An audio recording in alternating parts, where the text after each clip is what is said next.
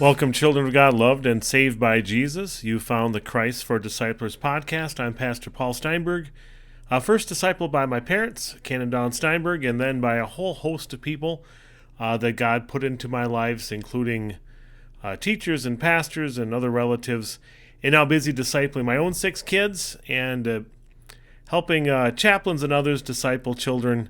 And that's what we're doing with this Christ for Disciplers podcast. We're discipling ourselves specifically and focused in a way that we disciple ourselves so we can better disciple the children that God has placed into our lives. Again, he could do it directly himself if he wanted to, but he doesn't choose to do that. He thinks the best plan is to use you. So this week we're looking at Jesus heals the blind man from Mark chapter 10, just a short account, but we'll apply it to ourselves as we get going. Let me start by asking you, how do you connect with the needy? Now, I know I have a bunch of different people that listen, even in different countries, and it's different in every situation. How do you connect with the needy? And maybe you put yourself in that category. Maybe they're in your same house, apartment, if you're maybe mixing all the time, but how do you connect? How do you find people that are needy? And I think some of the best people at connecting with people that are needy are people that are already needy.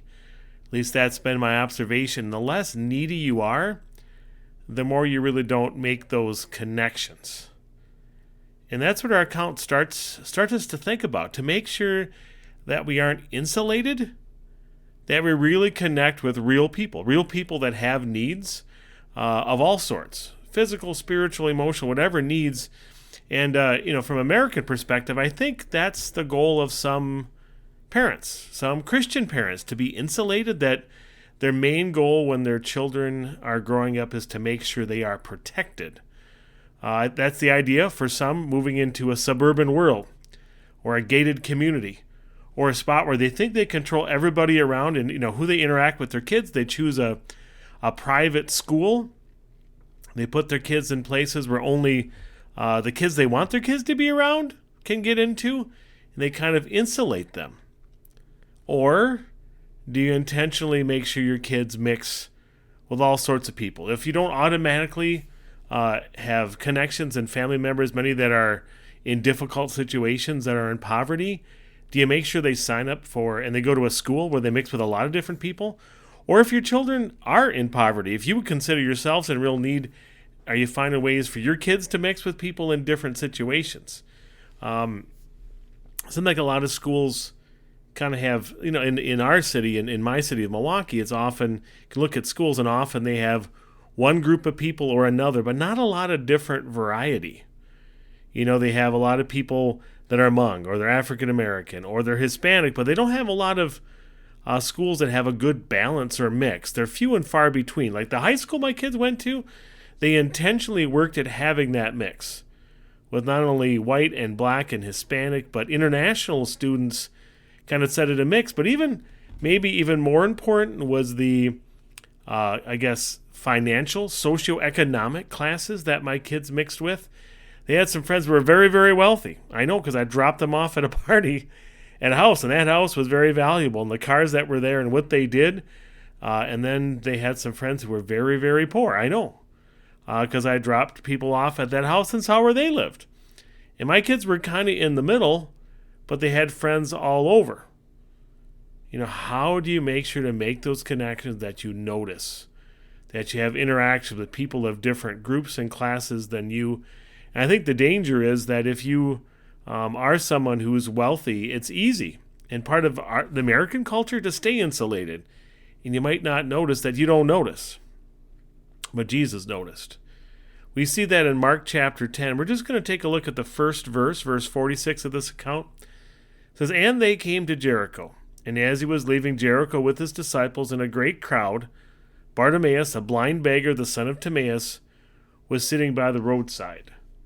Now for me, that's pretty common to have somebody that's begging, that's asking for money. Sometimes the people in my neighborhood don't look that needy as they do that. I mean, as in like their observation. They don't necessarily look unhealthy or starving or have some sort of physical handicap. That doesn't mean they don't have something. But a blind beggar, somebody who's physically handicapped in a culture that didn't have a system for taking care of people, this is how they did it. They set it up. This was a regular thing that you should do. You'd notice them. And I'm sure that just like the priest and the teacher of the law and the parable of the Good Samaritan found a way and a reason to walk by somebody in need, they did that in Jesus' day too. But Jesus didn't.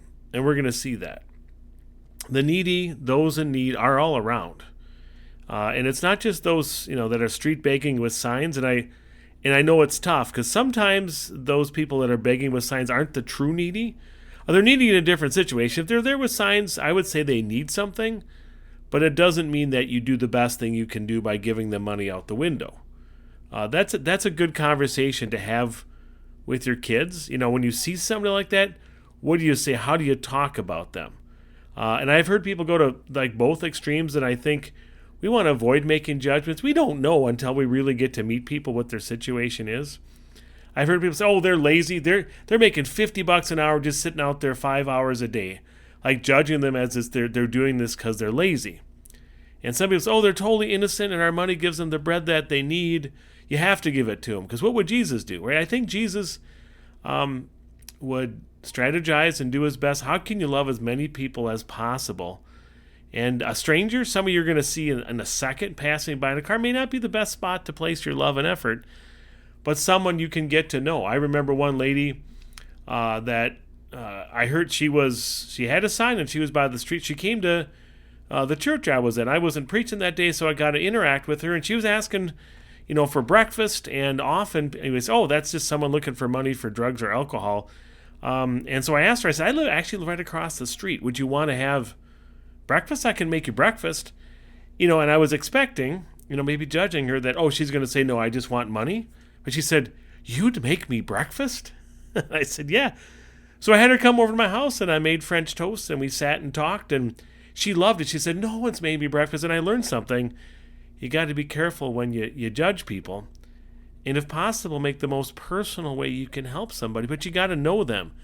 You got to engage. You got to listen. And the people you can engage with are the people that are around you.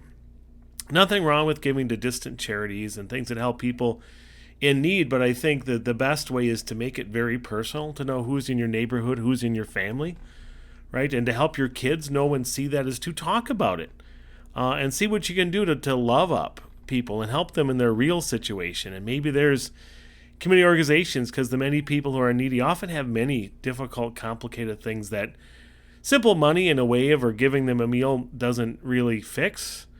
But how can you really make an impact, to really investigate it? How can you support those people that do it? How can you do it as a church and as a family? But think about the people in your relatives that are truly the needy. Might be the most difficult and least fun people to hang around. Get to know them. Listen to them. Engage with them. I have 6 kids, and my twins that are adopted from Haiti, they have brothers and sisters in Haiti, and I know them. And so we've been blessed to be able to help them. And those are the people I can focus on. I don't give money to people that are standing by the side of the road, because I take that money and I know I can invest it in Wanu and Jufo and Rosanna and the different relatives that I know that are in at least as much need, but I know them, and we can continue to make a relationship with them. Have that conversation with your kids. It's always about showing Jesus, because Jesus took time to notice us in our spiritual poverty and give us everything that we need. He did that by becoming poor so we would become rich. Thanks for taking 600 seconds so Christ doesn't take second in your life or the life of your kids. The Lord bless you and keep you. The Lord make his face shine on you and be gracious to you. The Lord look on you with favor and give you peace. Amen.